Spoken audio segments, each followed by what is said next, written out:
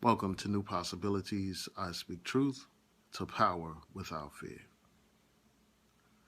So,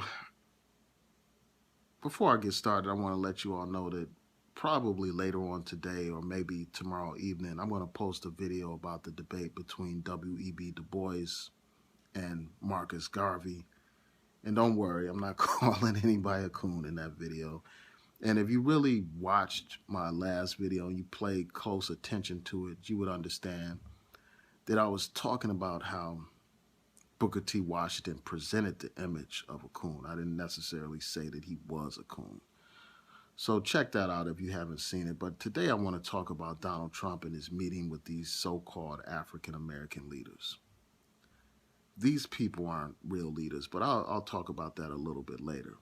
During this meeting, Pastor Darrell Scott made some ridiculous claims, and it has caused a lot of media attention. And I know I'm a little bit late to this story, but I think it's so important that I need to talk about it now. So this man said that gang leaders from Chicago actually contacted him, and they said that they have respect for Donald Trump and they believe in what Donald Trump is doing, and they want to have a sit down with this pastor to talk about lowering the body count, lowering the number of killings in exchange for social programs. That's essentially what this man was trying to say. He's telling Donald Trump this at this meeting, and Donald Trump is like, that's a good idea because something needs to be done about Chicago. And as many of you know, Donald Trump put out a tweet where he was talking about if the situation doesn't improve in Chicago, he's bringing in the feds. So it turns out that this story is a complete fabrication, this story about this meeting with these gang leaders and lowering the body count. And anybody with common sense would have known that that idea just sounds preposterous on its face, that gang leaders would actually contact a pastor from Ohio based on his connections to Trump to let that pastor know that they're willing to lower the body count. When you have all these activists in Chicago who are in contact with these gangs and who have been trying to intervene and stop the violence for years, but they're going to reach out to some man from Cleveland, Ohio to get him to come in. I mean, that didn't even make sense on his face. And also, I mean, this is an example of somebody squandering their integrity in order to please their master. And, you know, your word is probably one of the most important things that you have in this world. Your integrity is one of the most important things that you have in this world. Once you squander that, people no longer believe you. You are no longer credible. You are no longer legitimate. What you says at that point means nothing. I mean, this man admitted to basically making up this nonsense. This situation in Chicago, you know, is serious.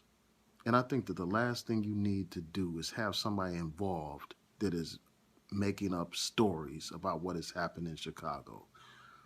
I was watching a couple of news stories about this issue, and you have people from the community, like pastors that are actually in Chicago. I mean, this famous pastor, I don't want to mispronounce his name, but this white pastor who's in Chicago, who's been dealing with this issue of violence for a long time, he talked about how he was interested in meeting with Donald Trump if Donald Trump is sincere. But as far as I know, there has been no effort to meet with the real people who are actually engaged in addressing and trying to abate this violence that plagues Chicago. So, and then you also have the mayor of Chicago. From the stories that I've read, he's talking about how they would welcome federal assistance in terms of more FBI agents or ATF agents and all that kind of stuff there. But as far as I can tell, Trump has taken no action on those issues. And basically, Chicago, you know, that's just a political football for people like Donald Trump. And as one of the pastors pointed out, I think his name is Flager. Hopefully I'm not mispronouncing it. But this pastor pointed out how Trump is basically focused on Chicago as a way to get back at Obama, basically. People were not talking about Chicago the way they have been talking about it until Obama was elected. Before then, you didn't hear all this talk and concern and people, on Fox News preoccupied with Chicago. They weren't preoccupied with the violence in Chicago. They weren't talking about that. The only time violence comes up, as far as the right wing is concerned, is when they want to silence our voice when we're talking about police brutality. These people are not really concerned about what's going on in Chicago. I mean, if he was, Donald Trump would have had, contact with Rahm Emanuel. They would have discussed how federal resources can be used in Chicago. And we all know that what Donald Trump was talking about was sending in troops. He wasn't talking about the ATF or the FBI and other federal resources. That's not what he was talking about. But, I just think that this is another example, going back to this pastor, I think that overall this pastor is just another one of these people that are tap dancing and shoe shining for Trump. And he's basically a sellout. I mean, if he's really concerned about these issues, he needs to meet with people that are involved in this struggle. And, this whole idea of meeting with gang leaders, I think that is an important idea in reality. I think that if people can have mediations between, like, the Palestinians and the Israelis, or the people in Ireland sitting down at a table resolving their conflicts, then I think that the same thing should happen with these gang leaders. And people like the mayor in Newark, New Jersey have done this. They have met with these different gang leaders, or different people who are a part of the problem, who are like the main source of the violence that plagues a lot of these cities. He met with these people and he talked with them. He negotiated with them, talked to them, and tried to discuss stopping the violence. I think that needs to happen. I think we need to address these problems that plague communities like you would address any kind of other armed conflict where the parties meet and try to reach some kind of resolution. And I also think that at the same time, you need to have an aggressive law enforcement effort, obviously. But I really think that, there has to be an effort to bring about peace. But it can't be based on lies and falsehood like this pastor presented. Presenting fake news and propaganda.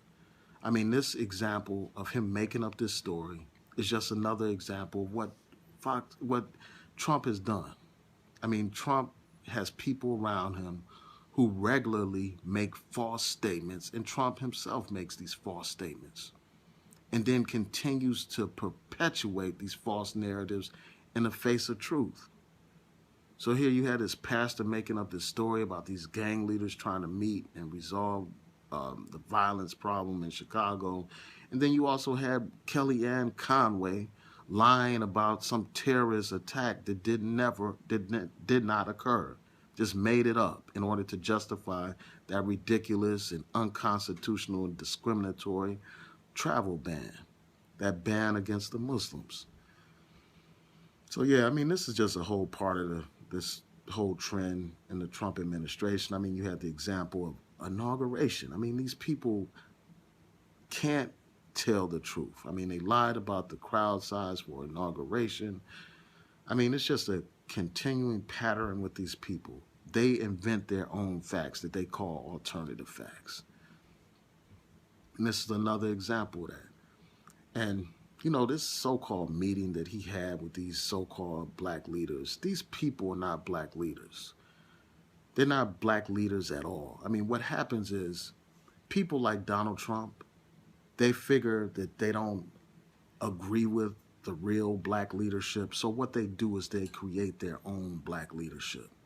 They create these fake black leaders, these charlatans and these puppet black leaders. and they present them to you as if those people actually have a following, as if those people actually represent real organizations that are actually doing something.